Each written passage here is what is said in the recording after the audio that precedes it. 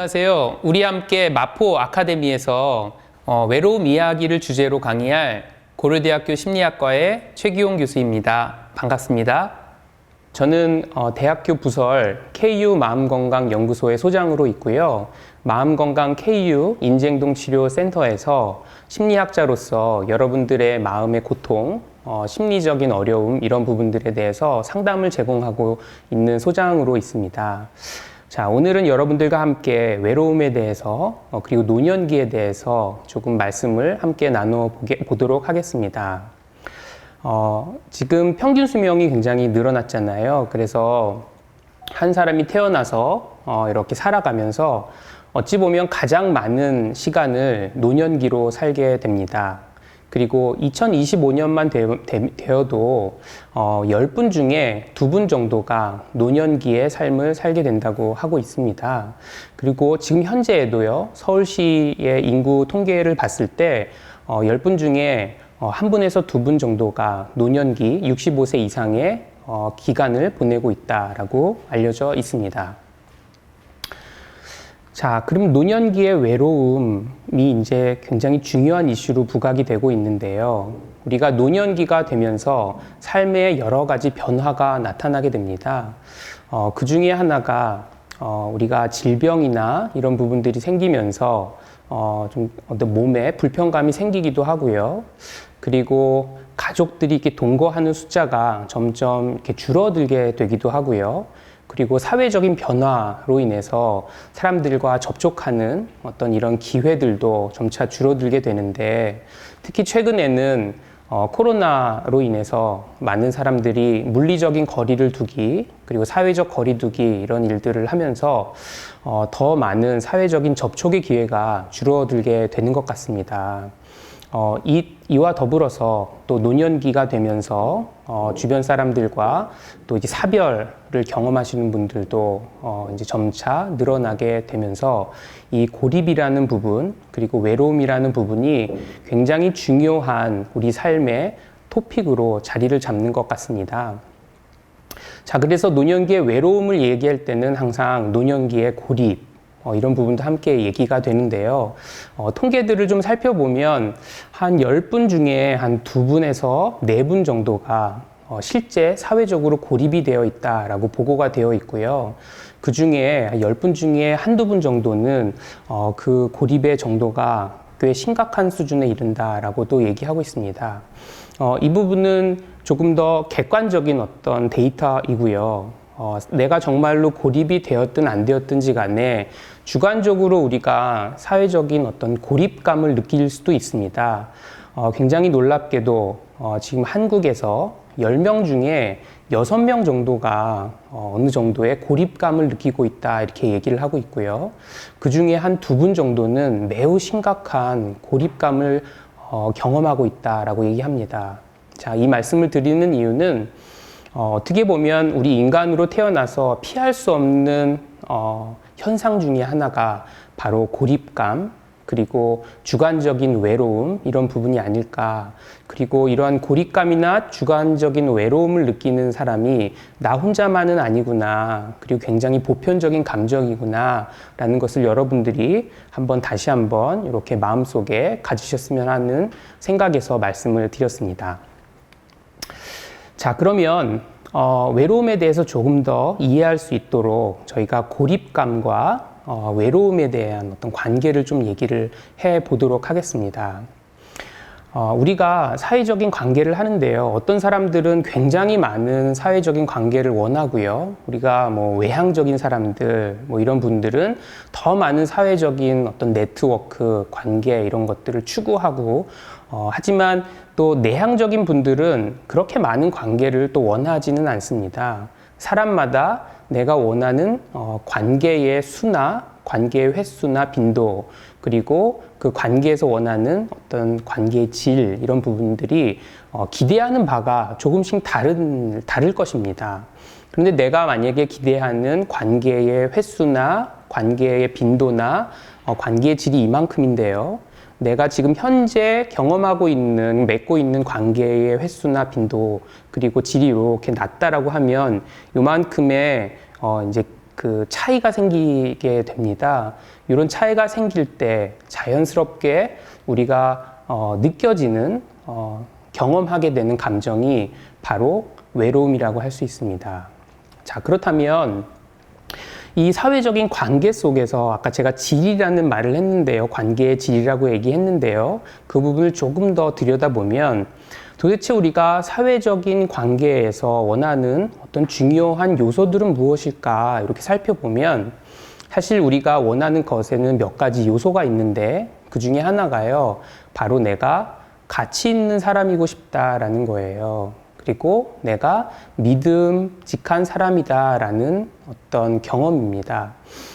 여러분들이 한번 상상을 한번 해보시고 이렇게 보시면 내가 직장에 있다 그러면요. 직장의 동료들이 내 부하 직원이 나를 되게 유능하신 분이야. 저분은 되게 멋진 분이야 라고 생각을 한다면 그 관계가 많아지면 많아질수록 외로움을 덜 느낄 것이고요.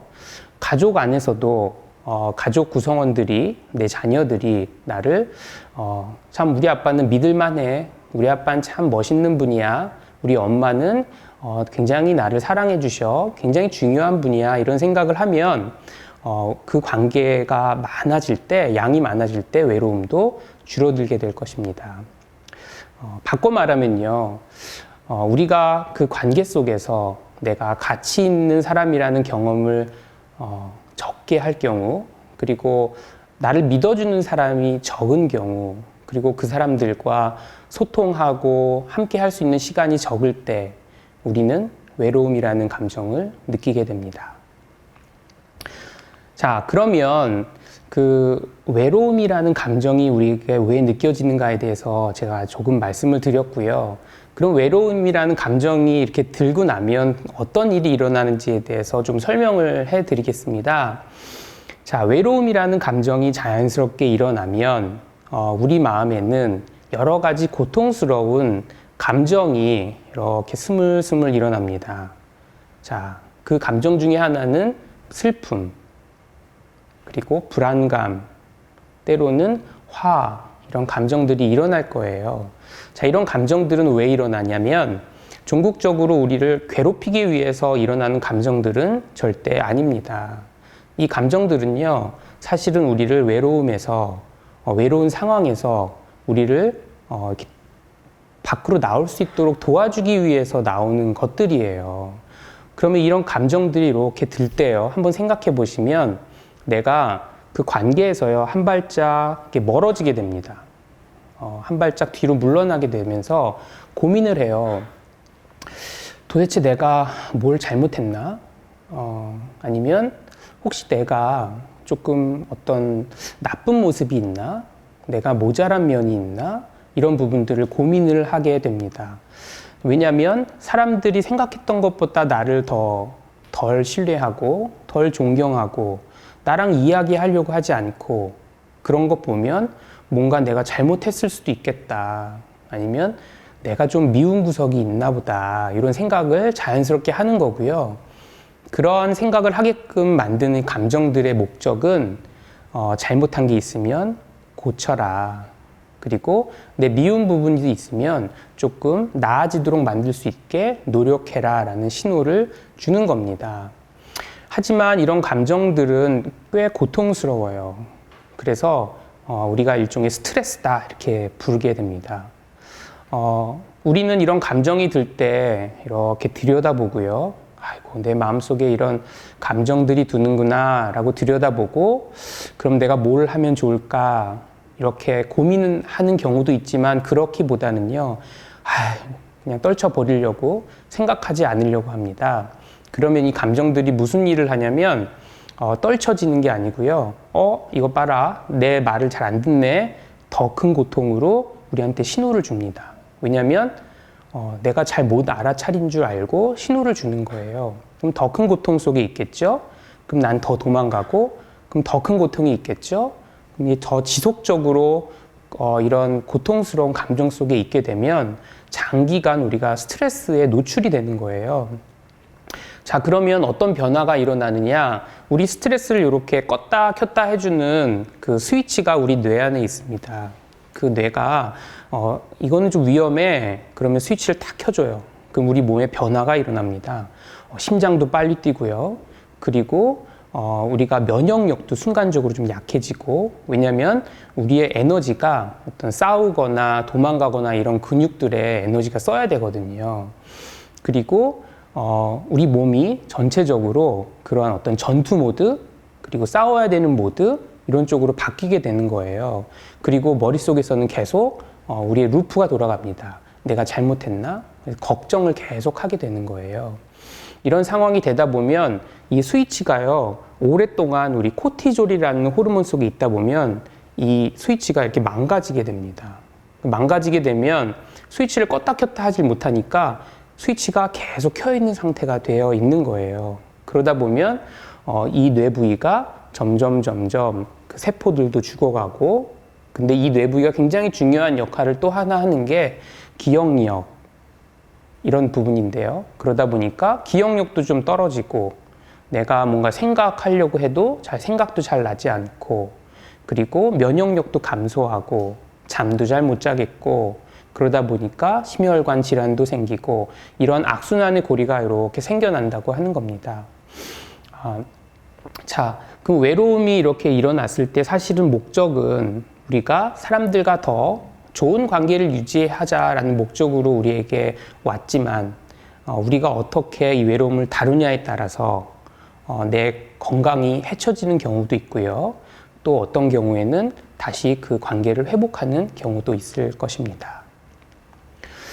자, 이 외로움은 정말 고통스러운 걸까요? 정말 고통스럽습니다. 제가 심리학자라서 여러분들 공감하니까 고통스럽다라고 얘기를 드리는 게 아니고요. 실제로 여러분들이 어디에 상처가 났을 때 경험하는 고통과 유사하거나 더 크다고도 합니다. 자, 외로움이 닮아져 있는 거는 내가 사회 상황에서 고립이 됐을 때, 내가 원하는 관계에서 거절당했을 때 그 외로움이 이렇게 커질 텐데요. 자, 여기 화면에 보시면 하나의 실험이 하나 있는데 제가 좀 소개를 해드릴게요. 이 실험은 아주 재미있는 실험인데 한 분이 이렇게 그 실험실에 오면요, 이렇게 설명을 해드립니다. 게임을 하시는 거고요. 다른 방에는 다른 두 분이 계세요. 그래서 요 분들하고 공놀이 게임을 하는 겁니다. 그래서 지금 참가하시는 분께서는 공을요, 요 두 분, 다른 분들 중에 한 분한테 이렇게 던져주면 돼요. 이렇게 클릭하시면 됩니다. 그러면 공이 저쪽으로 가고요. 저쪽 방에 있는 분이 컴퓨터에서 또 다른 사람한테 토스하고, 또 저한테 토스하고, 이런 일이 일어날 겁니다. 이렇게 말씀을 드려요. 그래서 한 10번 정도는 제가 토스해드리면 저한테도 주고, 다른 사람한테도 주고 이러는데, 10번 지나고 나면 요 두 사람이, 다른 방에 있는 두 사람이 자기 둘이서만 공을 주고받는 거예요. 자, 이렇게 됐을 때 내가 실험에 참여한 사람들이 상당한 고통을 경험한다고 합니다. 거절감을 경험한다고 합니다. 자, 그리고 요거를 그 실험실에서요, 이렇게 그 뇌 영상을 한번 찍어 보기도 했습니다. 그랬더니 이렇게 컴퓨터 앞에서 내가 좀 거절당하는 경험을 했을 때 활성화되는 뇌가 이렇게 빨개지는 부위가요, 내가 어디 다쳤을 때 이렇게 빨개지는 부위랑 동일하다라는 거예요. 또 재밌는 거는, 여러분들이 어디 이제 아프시면요, 우리 타이레놀 같은 거 드시잖아요.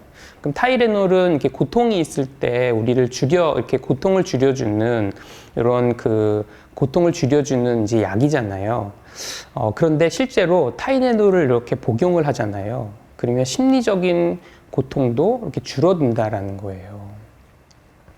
자, 그러면 내가 마음의 고통이 있을 때 이렇게 진통제를 먹으면서 마음의 고통을 달래면 되겠네 라는 말씀을 드리는 게 아니고요.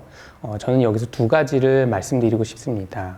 우리가 외로움에서 경험하는 이런 고통은 실제로 적극적으로 관심을 두고 우리가 적극적으로 다뤄줘야 되는 굉장히 중요한 고통이다라는 거 하나 말씀을 드리고요. 그리고 진통제는 순간적으로 그 고통을 경감시켜 주지만 계속해서 그 고통을 경감시켜 줄 수는 없지 않습니까? 그래서 우리가 이 고통의 진짜 원인들, 고통을 정말 해결할 수 있는 부분들을 이렇게 다룰 수 있는 방법을 하는 게 중요하다라는 말씀을 드리고요. 진통제로도 다뤄질 수 있다면 여러분들이 오늘 제가 말씀을 드리는 이러한 전략들을 가지고 더 잘, 그리고 더 오래 다룰 수 있다라는 부분을 말씀드리고 싶습니다. 자, 그 외로움이라는 감정이 들 때 우리가 메시지를 이렇게 가만히 들여다보는 게 중요하다라고 얘기했고요. 그 메시지 안에는 이러한 신호가 있을 겁니다. 첫 번째는 나는 혼자가 되고 싶지 않아. 이런 메시지. 그리고 두 번째는 나는 가치 있는 사람으로 남들과 함께 있고 싶어. 가치 있는 사람으로 남아 있고 싶어. 그리고 나는 믿을 만한 사람이고 싶어. 그리고 사람들이 막 나한테 연락하고 싶어 하는 그런 사람이고 싶어. 그리고 그런 관계 속에서 사람들도 즐거워하고 나도 즐거워하고 싶어. 라는 이런 메시지들이 외로움 안에는 들어있다고 볼 수 있겠습니다. 이 외로움은 정말 모든 사람이 가지고 있는 기본적인 감정이에요. 우리가 초등학생 1학년, 유치원 학생들한테 물어봤을 때도 외롭다라고 얘기하는 아이들이 한 10명 중에 한두 명은 된다라고 합니다. 모든 사람들이 느끼는 감정이 외로움이고요. 그 외로움은 사람들과 함께 살고 그리고 사람들과 함께 어울리고 싶은 의지를 북돋아 주고요. 그런 동기를 이렇게 만들어 줍니다. 그리고 외로움은 오히려 내가 소중히 생각하는 사람들과 더 의미 있는 관계를 맺도록 도와주는 굉장히 소중한 감정이라고 볼 수 있습니다. 하지만 이 외로움을 잘 다루지 못하면 고통이 점점점 커진다고 볼 수 있어요. 자, 그렇다면 이 외로움을 어떻게 다루면 될까요? 자, 제가 한 4가지 정도 말씀을 오늘 드리고 첫 번째 제 강의를 마치도록 하겠습니다. 그 4가지 정도 중에 첫 번째는요, 바로 여러분들이 이렇게 혼자 있고 싶지 않잖아요. 그러면 혼자 있고 싶지 않게 되도록 사람들과 만날 수 있는 기회를 만들라는 겁니다. 그런데 그게 잘 되지 않지 않아요. 그래서 우리 예를 들면 복지관, 아니면 지역사회 기관 이런 부분들에서 사람들이 이렇게 같이 모여서 무언가 함께 할 수 있는 이런 여러 가지 소통의 기회, 같이 만날 수 있는 기회를 제공해 주고 있는 것으로 알고 있습니다. 자, 그런 부분들을 한번 10분 활용해 보는 것이 중요한 것일 수 있고요. 자, 두 번째는 사회적인 나의 지지, 사회적으로 나를 지지해 줄 수 있는 사람들을 더 많이 만드는 거예요. 예를 들면 여러분들이 뭐 종교 모임을 간다든지 아니면 동창회에 간다든지 내가 옛 친구들과 모임을 한다든지 이런 부분들은 나를 지지해 줄 수 있는 사람들을 더 많이 만들어가는 하나의 방법일 것입니다. 자, 그리고 세 번째는요. 이런 기회가 많아도 그리고 지지하는 사람들이 있어도 내가 이 사람들과 대화할 때 뭔가 잘 핀트가 안 맞고, 그리고 이 사람들을 내가 이렇게 화나게 만들고, 아니면 이 사람들이 나를 무시하게 만드는 일이 어떤 기술적인 부분이 좀 있어요. 그래서 때로는 우리가 이걸 사회기술이라고 하는데요. 사회기술을 이렇게 좀 배워보는 이런 일들도 하나의 방법일 것입니다. 그리고 제가, 다른 강의에서 말씀을 드릴 부분인데요.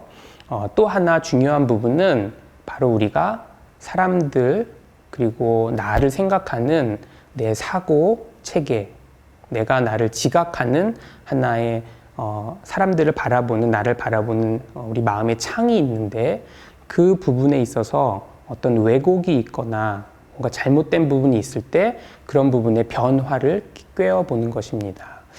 사회기술이나 이러한 어떤 사고체계 변화나 이런 부분들이 바로 제가 전공을 하고 있는 임상심리학자라든지 뭐 상담심리학자라는 이런 분들이 주로 많이 이제 하고 있는 전문 분야일 것입니다.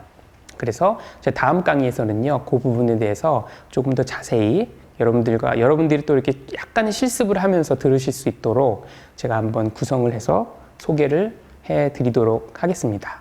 네. 자, 오늘 강의를 여기서 이제 마무리하도록 하겠습니다. 자, 마지막으로 여러분 기억하실 거는 외로움은 고통스러운 감정이지만 적극적으로 돌봐야 될 감정이다. 왜냐하면 이 감정이 사실 내가 우리의 노년기의 삶, 우리의 삶의 관계 이런 부분들을 더 풍족하게 그리고 더 의미 있게 이렇게 만들어주는 굉장히 중요한 우리 삶의 리소스, 어떤 그 재원이다라고 하기 때문에 그 말씀을 드리고 강의를 마무리하겠습니다. 지금까지 외로움 이야기를 주제로 함께 말씀을 나누었습니다. 어떠세요? 이제 좀 외로움을 한번 들여다보고 외로움을 한번 이렇게 보듬을 준비가 되셨나요? 자, 다음 강의에는 이 외로움을 조금 더 다뤄보고 외로움을 이렇게 한번 변화해 볼 수 있는 그러한 전략에 대해서 소개를 해 드리도록 하겠습니다. 감사합니다.